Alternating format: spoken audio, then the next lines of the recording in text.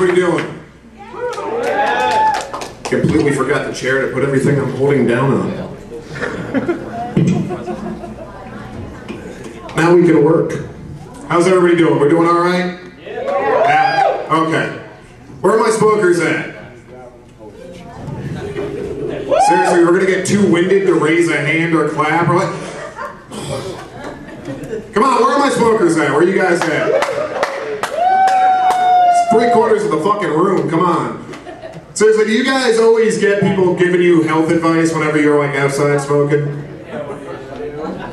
I'm out having a cigarette the other day at work, and this robust man, I say robust because I don't really think the English vocabulary has a word for 350 plus, walks by me, gets about halfway by me, looks back and goes, "You realize that's bad for you, right?"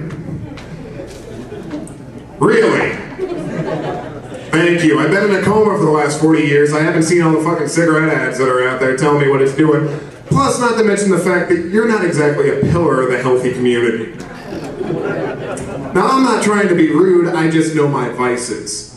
I have a horrible diet, I smoke, and I drink. I don't give health advice to anybody.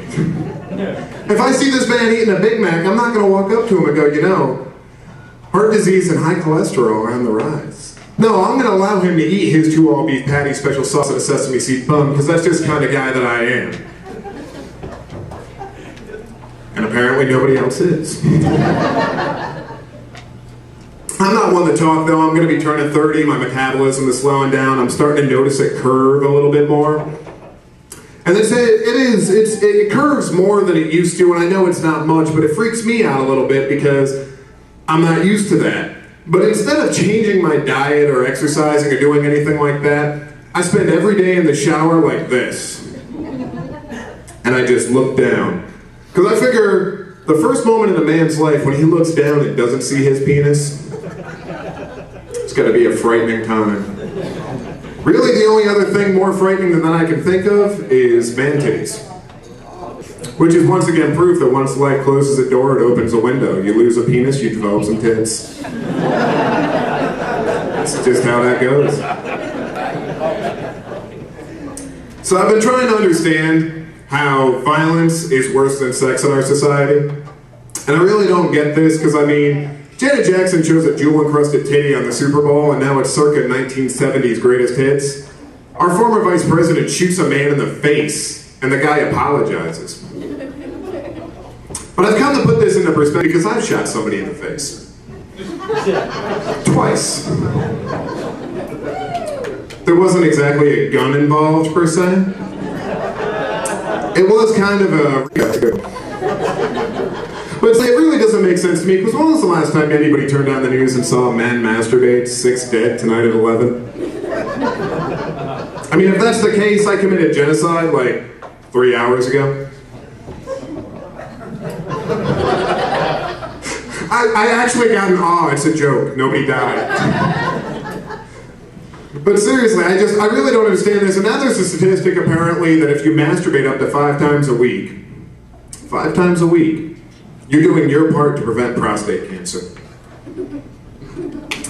I got a woman applauding to that one, she's like, hell yeah! Seriously, my mother had this all wrong though, because I mean, I may not see 20/20, but I'll be damned if I don't have a healthy prostate. But I think science has gotten out of control because we have all kinds of statistics that just don't make sense and things that are just out there. I was watching a commercial for herpes the other day. I DVR'd that shit. It's a good commercial. They're kayaking and boating. It's awesome. I want herpes so I can go on vacation full time. But seriously, I'm watching the commercial and it says that 70% of people that have herpes get it when their mate isn't showing signs. Which sucks. I mean, that really sucks for that dude. It's Dower Yingling night and next thing you know it's burning. You know?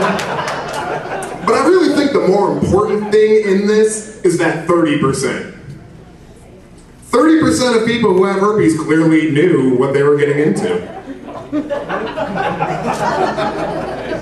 I mean, thinking about that, I mean, is it broken up into like a smaller statistic? Is there a certain percentage of people who just didn't realize that not everything stays in Vegas? I mean, was it dark in the room? Maybe it was your first time. You thought it was supposed to look like that. I mean, I don't understand it. But then with medical science, we have all these pills of things that just never existed 20 years ago. Restless leg syndrome. Take a walk. Irritable bowel syndrome. I don't know if I get irritable bowel syndrome every time I eat Taco Bell. But I mean, and all of these things, not to, can't forget about ED, otherwise known as tough shit. But all of these things have, all these pills now have the same side effects. Everything causes headache, cotton mouth, upset stomach, diarrhea, which, by the way, with the irritable bowel syndrome, how's that shit working? And I don't know about you, but with restless leg syndrome, we're gonna skip that because I just fucked that joke up. How we do? We're just gonna clear right on past that one, and let's see what else we have here. So I've come to realize why they call the penis a dick. There are 3 reasons for this. The first of which being that post-morning wood piss that comes out in 3 separate streams, every which way but down. The second reason, I'm gonna hold it. In case anybody has ADD and forgot what I was talking about. Which one's single? So you're holding it? You gotta shift the leg because you gotta center it. It's like a tripod. So you're holding it and it just comes out with the veracity of a fire hose. And it goes everywhere. And now you have to come out and explain to your friends that the sink in the men's room wasn't working because you don't want to explain how you pissed on your knee. It's a dick move. The third reason, though, is you shake it, and you shake it, and you shake it. And it's something about from here, something about from here to here, and it dribbles down your leg. It's a dick move. Apparently nobody's pissed on themselves in this room. Guys, you're liars. We've all done it. Seriously, you see a dude in the bathroom washing his hands, he pissed on himself. That's just the way that goes. It's the only reason we do it. Otherwise, we just zip and go. We're ready. So, my sister recently came out of the closet. Yeah, I don't really care. But, you know, my parents or whatever, but and it really comes down to the fact too that it's just like growing up, like I have flat feet, receding hairline, my eyes messed up, learning disabilities, you name it. We're hanging out and we're going to the mall and I see this cute blonde walk by and I turn around and I'm checking her out and I look over. Apparently me and my sister now have the same taste in women. Because seriously, I wanted to make more jokes for this, but I just really couldn't because it's not funny. It's just years of my spank bank gone. Because every time I watch Girl on Girl, I'm like, that is hot. That is what my sister does. Jesus! Hot! Hey, you guys been good? Have a good night.